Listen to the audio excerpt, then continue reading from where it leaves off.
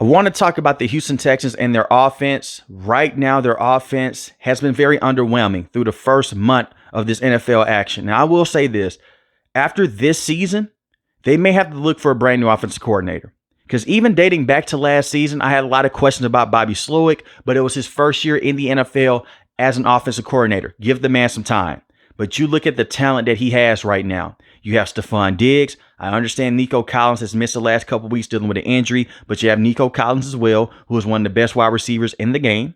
You also have Joe Mixon, did miss some time when he got injured against the Chicago Bears. But you have one of the best quarterbacks in the game in CJ, and you have Tank Dell as well. So even with all the injuries, you have good depth pieces. That's one thing that the Houston Texans did this offseason. They went out there and got depth pieces. So if a guy like Nico Collins goes down, you have a true number one wide receiver in Stephon Diggs. If Stephon Diggs was to go down, you have Nico Collins and you have Tank Dell. You also look at the tight end spot as well. Dalton Schultz has not been the same tight end this season that he was last season. A lot of it has to do with the offensive line, yes. Laramie Tunsil has been up and down this season. He's been very inconsistent. The same with Titus Howard. Easily the worst offensive lineman with the team is Kenyon Green. You could talk about how he's a young player. He's dealt with injuries in the past. He's terrible. He's not a good offensive lineman. He's not good in run blocking. He's not good in pass blocking as well.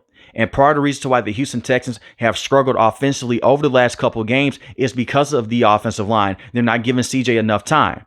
But lucky enough for the Houston Texans, they're in a weak division right now, and CJ is still one of the best quarterbacks in the NFL. With that being said, Bobby Slowik deserves to be fired. And I'm not overreacting when I say this. When he went against the Green Bay Packers and this offense as a whole, the Packers came out and they ran an overload blitz majority of the time in the second half. And what did Bobby Slowik do? He did not run screens with Tank Dell to take the pressure off of CJ. He tried to run the football directly at the blitz, which doesn't work because you're putting your running back in harm's way. The man went out there in bunch formation for majority of the game. And that's the one formation that CJ has struggled with so far in his early career. What did he do against the Baltimore Ravens? In the regular season and the postseason, he went into shotgun and he went into bunch formation. Why would you do that against a team that has a strong defensive line and they're sending pressure on you as well? And now you're calling plays to go deep down the field to Stephon Diggs and Tank Dell.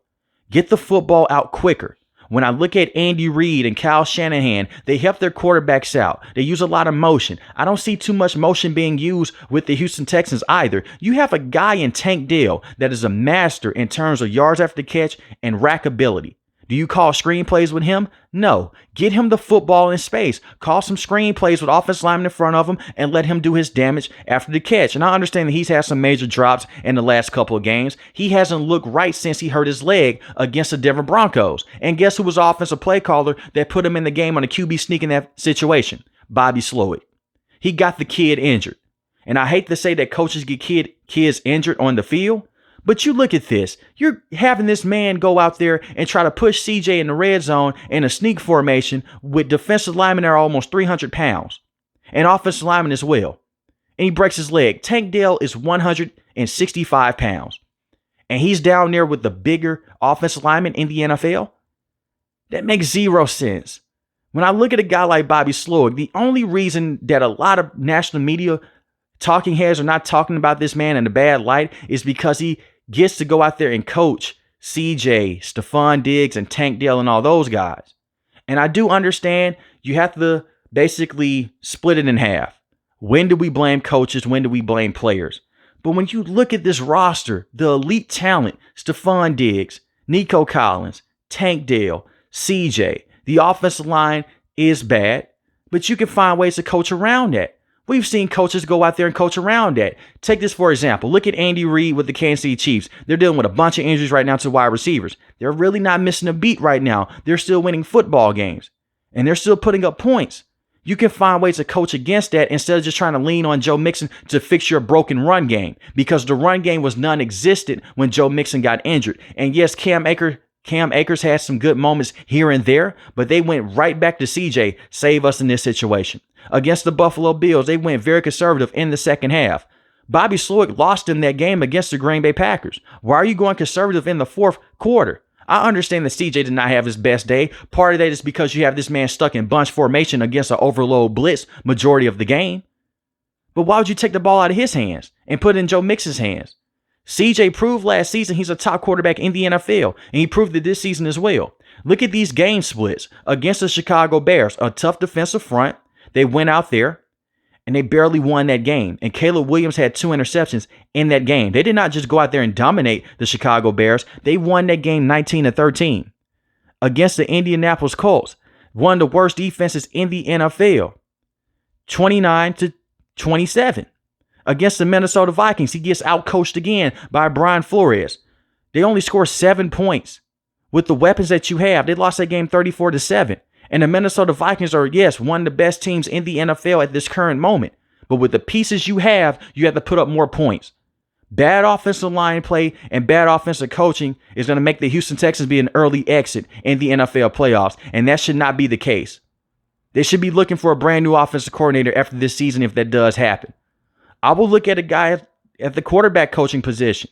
Maybe you want to bring him in to call offensive plays because it's been terrible so far. And the only reason they're putting up points is because of the fact that Nico Collins is an elite wide receiver and also because of CJ as well. That's the only reason. You put up 41 points against the New England Patriots. That's against one of the worst teams in the NFL. What happens when you have to face elite level talent? We see that. We're seeing it. They went against the Green Bay Packers. You only scored 22 points with the pieces you have. And I understand defensively, they haven't been that great either. Derek Stingley Jr. is truly their number one corner. He's one of the best cornerbacks in the NFL. Kamari is a young player. Give him time. He's not ready to be a true number 2 cornerback just yet. They rushed him into that spot. And I understand it takes time to develop players. I trust him with D'Amico Ryans. They'll figure things out. But right now, they have a lot of weaknesses. Offensive line is one. Play calling on the offensive side is another. That cornerback spot, especially the number 2 spot, that's a weakness for this team.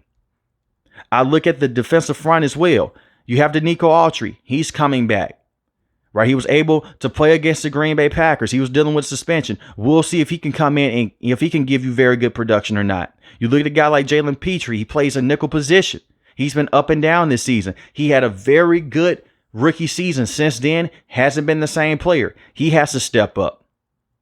I look at a guy like Danielle Hunter. He's been solid on the season. 3.5 sacks, 1 forced fumble. You want to see more out of him. Will Anderson has been phenomenal, by the way, in terms of pressuring the quarterback and stopping the run. And I'm not trying to say that Danielle Hunter has just been completely embarrassing. No, he's a very good pass rusher, but you expect more.